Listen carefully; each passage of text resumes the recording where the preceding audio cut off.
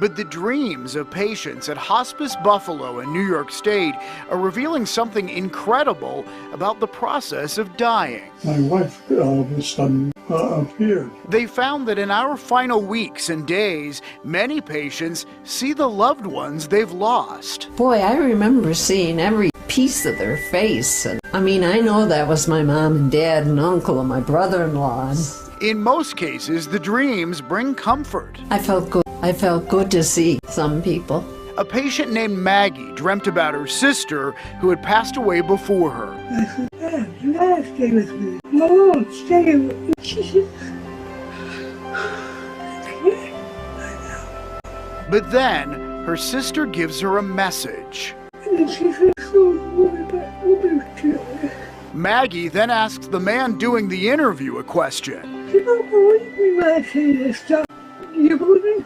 Yes. Dr. Christopher Kerr is the one who said yes, but he didn't start out believing. And she said, no, he's died. And I said, why are you saying that? She says, because he's seen his deceased mother. I say, I don't remember that class from medical school. She says, son, you missed a lot of classes. But as he explained in a TED Talk, he was proven wrong over and over. Everybody but me was able to prognosticate death, as people are universally saying this feels more real and different than any dream I've ever had before. We met one of those patients during our visit, Greg Liebler. Grandmother and grandfather are both passed. Have you had any dreams of them? Yes, I see them often. Hi.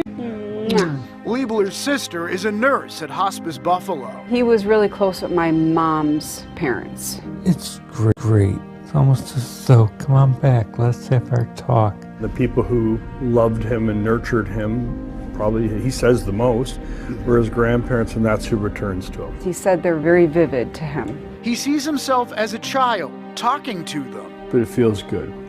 It sure does. That's great. Liebler passed away less than 3 weeks after our interview. You're physically declining, but inside you're very vibrant and alive. Dr. Kerr says the dreams happen more often as death gets closer, and there are common themes, like upcoming travel. She wanted me to pack up some things for her. So I had this crazy dream. I'm packing goods. Sometimes the dreams allow people to address unresolved issues. A patient named Patricia felt relief after delivering a message to her deceased husband. I told him that you should have taken care of this. I agree that you did, and he smiled. When children are dying, they often don't know any people who have passed, so they dream of pets. I dream about my old dog, Shadow, that has passed away. And just like adults, some report dreams so vivid they seem like real life. The one night I happened to see like a long black thing, and that was him by my bed. They'll come out of these experiences and I want to go back. So what causes the dreams? Is there a religious, spiritual, or scientific explanation? I don't have one.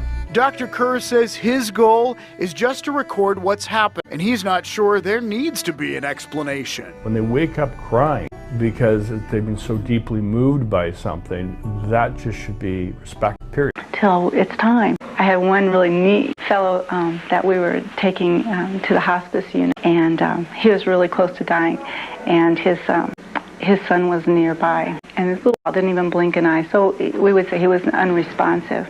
And as we were walking down the hall, pushing his bed down the hall, he opened his eyes and he looked straight up, and his little toothless mouth, and he went and waved, and then just smiled and closed his eyes, and 5 minutes later he was gone. I don't know who he was waving at, but that's not uncommon. She was a 52-year-old woman.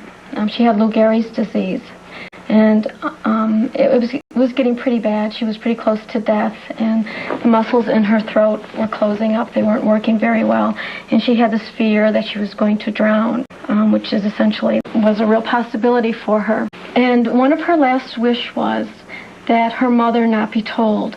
Her mother was 90 years old, and her mother, she liked to be called Grandma Rose, and she just said, this is too hard for a mother to go through, to watch a child die, and especially the way I'm dying. I don't want my mother to know.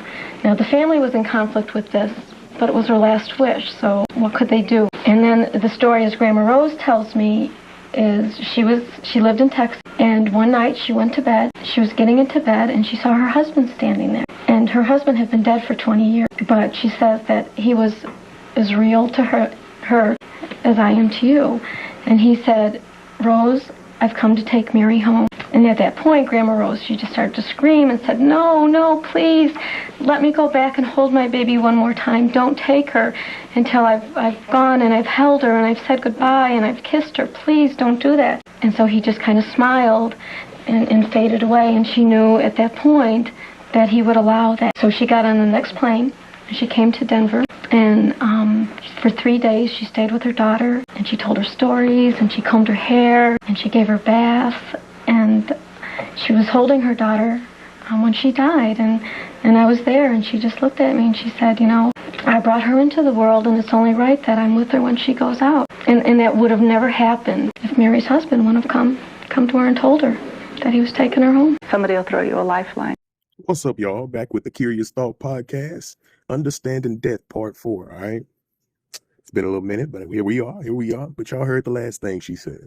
Somebody throws you a lifeline. I want y'all to think about that as we go on. We got a little bit more to talk about that. So this right here is a spiritual text called the Owaspi. This is a spiritual text that I would get most of my spiritual insights from nowadays. I hold it in a higher regard than any other spiritual text, in my honest opinion, just because of the things that I've read and how it has resonated with me so far. And I'm not talking about just spiritually. I'm talking about physically. I'm talking about scientifically.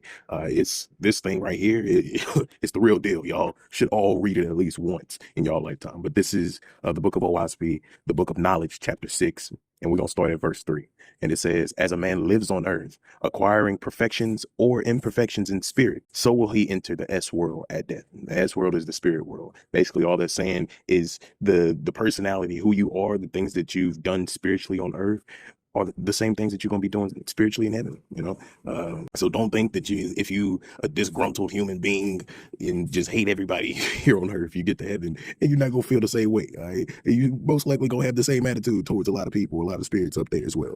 I think that's pretty cool because we still keep the same essence that we came in this world with when we leave on into the spirit world. And I love that. But verse 4 says, death is a severing knife that separates the corporeal man from the spiritual man. The corporeal man is just the physical man. The former returns to the earth from dust to dust, as we know, but the latter survives and in time rises upwards. All right. By death, man suffers the loss of companionship of mortals. Basically, by death, we are saddened because of the people around us that we're going to lose at the immediate moment of death. All right. But it says, but is quickened and united with those he loved before. So it is basically saying that your loved ones, the ones that passed on, the ones that you loved before, those are the people that will be coming to you. And they're going to basically give you another spark of life in the process of death. All right. All right. Here we're going to move on to verse 6. A new world is open to him, full of light and splendor, fitted to his spirit, even more glorious and real than the corporeal world was to his mortal part. I just showed y'all a few testimonies where they are explaining these things with such life. It seemed more than real to them. They even said it in the video themselves. It came out of their mouth. It came straight from the horse's mouth, from people that are going through the actual process of death. I think that is such a beautiful thing, man. It is such a beautiful thing because we only know what we perceive on this earth just because this is how we've survived it so long. We're so stuck in survival mode that we don't even understand that things are more real on that spiritual side. Things are more intense. Things are, going to guarantee you more of a sensation. It's wonderful because when you look at your loved ones, when you look at the ones that passed on before you, you can see the vibrancy of their soul and their spirit. You can see the essence, purity, their pure essence inside of them. And just going through testimonies, and we'll go through more and more testimonies as we go on, because I want to really beat this in y'all head and get y'all to understand that this thing we call death is a real process that everybody goes through. I will continue repeating that statement. We don't need to be afraid of it. We just need to understand it. Okay. The understanding is all we need. All right. So that's it for part 4. All right. We're going to keep going deeper and deeper into the book of Owaspi as well, because it's full of knowledge and wisdom pertaining to the topic of death, as you can already see. And we're going to keep going down this chapter. Now, this chapter can show you the other side of death as well. And I want to make sure we touch on that side of it as well, because just as much light there is, I have to be a person of integrity and show you the darkness of it as well.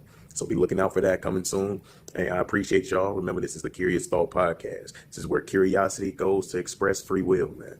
And support, like, follow, share, comment. I appreciate y'all. I'm out. Peace.